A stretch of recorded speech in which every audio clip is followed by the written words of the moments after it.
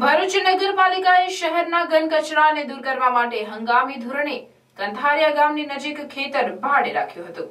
આ હંગામી dumping site માત્ર 4 મહિના માટે લેવામાં આવી હતી, પણ 3 વર્ષ કરતા વધુ વીતી જવા છતાં કાયમી વ્યવસ્થા ન કરાતા ગ્રામજનો વિરોધ કરતા રહ્યા છે। જો કે 3 મહિનાની મુદ્દત પાલિકાએ માંગી હતી, પણ આ ડમ્પિંગ સાઇટ હજુ પણ ચાલુ જ રહેતા પુનઃ એકવાર કંથારિયા સહિત આસપાસના ગામના સરપંચો અને લોકોએ ઉગ્ર વિરોધ નોંધાવ્યો હતો। જો આ સમસ્યાનું કાયમી નિરાકરણ નહીં લાવવામાં આવે તો ગાંધી ચિંધ્યા માર્ગે આંદોલનની ચીમકી પણ પુનઃ ગ્રામજનોએ ઉચ્ચારી છે।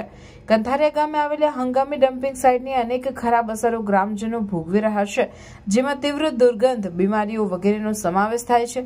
જ્યારે ઘન કચરાને સળગાવવામાં આવે ત્યારે સમગ્ર વાતાવરણ ધુમાડા અને ગરમીથી ભરાઈ જાય છે અને આ વાતાવરણ નાગરિકો માટે નરકાગાર સ્થિતિ સર્જે છે।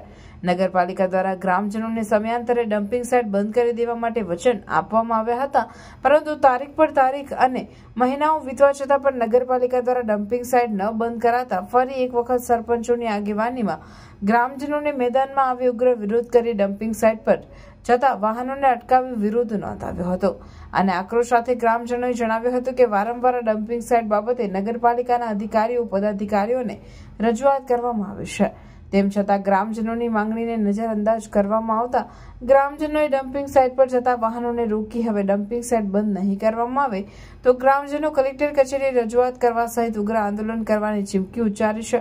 ત્યારે ગ્રામજનોનો આ વિરુદ્ધ કેટલો સાર્થક નીવડે છે તે જોવું રહ્યું। અમે પદાધિકારીઓ જે નગરપાલિકાના છે એમની પાસે પણ અમે આ ડમ્પિંગ સાઇટ બંધ કરવા માટે વારંવાર રજૂઆત કરીએ છીએ, પણ એ લોકો દર વખતે અમને થાલા વચનો આપે છે।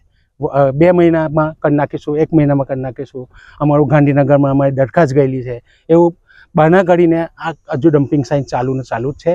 હાલમાં અમે 2-3 દિવસથી અમે અહીંયા સાધનો રોક્યા છે કે ભાઈ અહીંયા નહીં નાખવાનું, તો આજે અમે ના છૂટક્યા બધા ગામ લોકોને ભેગા કરીને પાછું રોકવા માટે અમે અહીંયા ભેગા થયા છે અને હવે જો નહીં રોકવામાં આવે તો અમે આ ગેરકાયદેસર જે ડમ્પિંગ ચાલે છે એનું કોર્ટ રાહે અમે કાર્યવાહી કરીશું। ડમ્પિંગ સાઇટ પર જે કચરો છે તે સળગાવવામાં આવે છે, બીજું કે જે બધી પશુઓ જે નગરપાલિકા ભરૂચમાં મરી જાય છે એ બધા અહીંયા ઠાલવે છે, એની પુષ્કળ દુર્ગંધ મળે છે। હમણાં બી તમે આ બાજુ આ હવામાં જુઓ, તમે આવો તો તમે એટલી દુર્ગંધ આવે છે, હમણાં ત્યાં ગયા આવ્યો તો એટલે આ બધા મુશ્કેલીઓ છે, એટલા માટે અમે રજૂઆત કરીએ છીએ ને આ લોકો કોઈ સાંભળતા જ નથી। તો આ બિલકુલ ગેરકાયદેસર છે, કાયદેસર તો છે જ નથી આ ડમ્પિંગ સાઇટ, એટલે એનું હવે અમે કાયદેસર કોર્ટ રાહે કાર્યવાહી કરીશું। 3 મહિના પૂરા થયા પછી સાહેબને મેં ફોન કર્યો, સાહેબે કીધું કે 1 મહિના માટે મુદત આપો, તો અમે સાહેબને માન આપીને 1 મહિનો પાછો અમે વધારો કર્યો, તો આજે 4 મહિના એની જગ્યાએ 8 મહિના થઈ ચૂકેલા છે અને આજે પણ આ કામ ચાલુ છે।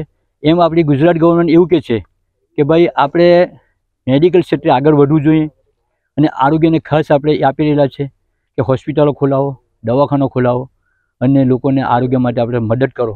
તો આ તો એટલું બધું નુકસાન થયેલું છે આ ગામોને કે લોકો બીમાર સખત પડેલા છે અને બાજુમાં આદિવાસી વિસ્તાર છે, એમાં તમે આજે જ તમે તપાસ કરશો તો 50-100 માણસો બીમાર છે અને સિવિલના અંદર અમારે એમને મોકલવા પડે છે। અને બસ હવે અમારા ગામજનોનું અને આજુબાજુના ગામડાઓના સરપંચોનું અને બધા આગેવાનોનું કહેવું એક જ છે કે આજથી આ કામને બિલકુલ બંધ કરો, નીકળ પછી અમે આગળ વધીશું અને કલેક્ટરને અમે આવેદનપત્ર આપીશું। આ ડમ્પિંગ સાઇટ પહેલેથી જ ગેરકાયદેસર છે, 3 વર્ષથી કોઈ પણ જાતનું કંઈ પરમિશન બસું કહીશું છે નથી। ખેડૂતોનો એટલા માટે વિરોધ થઈ રહ્યો છે કે ખેડૂતોને બહુ નુકસાન થયેલું છે। આજે ખેડૂત બચારો આપણા જગતનો તાર કહેવામાં આવે છે, સખત મહેનત કરે છે અને પછી એનું પરિણામ 0 આવે છે, તો ખેડૂત પણ બચારા નારાજ છે। બસ હવે અમને ન્યાય મળવો જોઈએ, અગર ન્યાય નહીં મળે તો અમે હવે આંદોલન કરીશું, કલેક્ટર સાહેબ ત્યાં ઓફિસમાં જઈને અમે લોકોનું એ આપીશું અને કોઈ પણ સંજોગોમાં આને બંધ કરવું જ પડશે તમને।